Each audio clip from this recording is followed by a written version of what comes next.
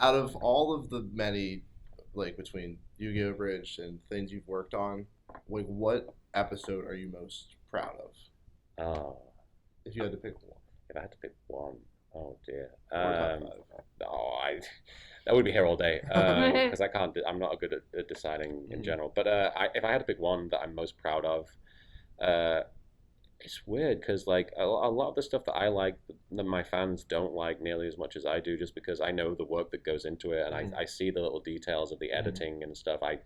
And it, I sound really pretentious in this interview. It's really stupid, but No, like it's cool. No. it's like I really like episode 45, just because whenever I listen back to my videos and my recordings and everything, I can always tell it's me. I can always tell it's a guy doing a voice, Mm-hmm. and that it's just the same guy talking to himself. But with episode 45, which is the one where Merrick is young and he kills his dad, Mm-hmm. I was really proud of the voice acting Mm-hmm. in that episode. I thought that the characters actually sounded like people and they were interacting, and it was really consistently funny. Mm-hmm. And I told a good story, and I made a really dark part of the show amusing without taking away from what was happening in the show. Mm-hmm. And I feel like that was pretty much the pinnacle of what I've been trying to do with the whole like shebang. I achieved good voice acting, I achieved good editing, I achieved good writing, Mm-hmm. and I don't think I've really come close since then. I mean, I could be wrong. I Mm-hmm. just haven't gone back and watched it. But I'm really proud of that episode. At 45, if I had to rate one, just because of Mm-hmm. the consistent ratio between humor and actual quality Mm-hmm. of acting. I'd go with that one. So why Yu-Gi-Oh on of all properties? Have you seen it? I've seen some of it. Okay. There's card games on motorcycles. Yeah, besides that. Honestly, and I get that question like probably more than any other question, which is it's Sorry. fine. No, it's good. I like having practice at Mhm. answering these questions.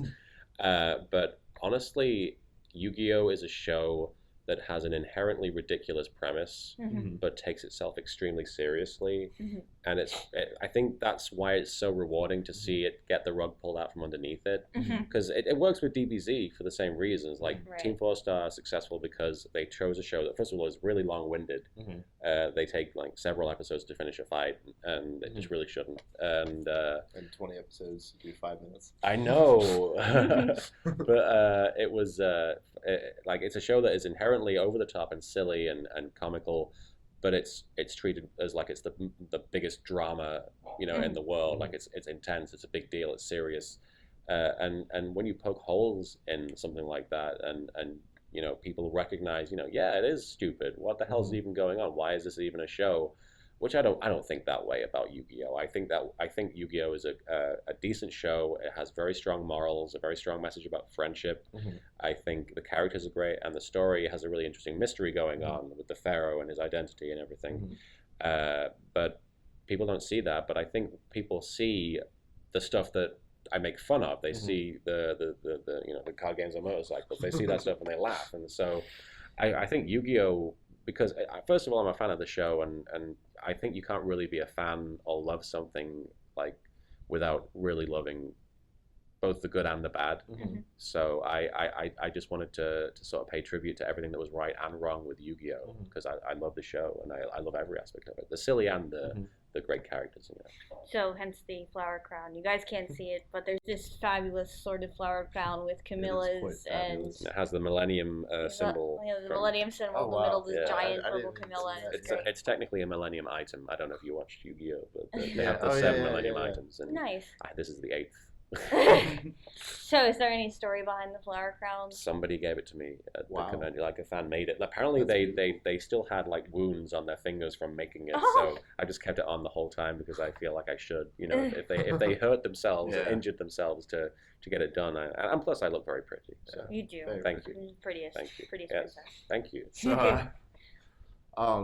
So with Yu-Gi-Oh and how it works for the abridged and how it's one of your favorite shows, what, like, if you could pick another intellectual property to abridge, like that hasn't, I guess, already been done, Hasn't already been done. Oh. or something that has been done that you would like to do. I always wanted to do a musical version of Attack on Titan. I always wanted to do like an operatic, like I wanted to use like songs from Les Mis. Oh my god. And like Phantom of the Opera, and just change the lyrics to fit the situation in the Mhm. show, because I feel like it's one of those shows that's so dramatic and over the top, and these characters would benefit from singing. Yeah. I think it would The alleviate silliness, some of the yeah. depression. You know? Actually, speaking about that, I wanted to go a little into something you wrote on your live journal a while ago. Oh my gosh, Uh, really? Yeah, sure. Yeah, I believe, I could be wrong, I believe you wrote a post about your own personal depression Yes. at one point. So, like, I'm also clinically depressed, and I was wondering, just sort of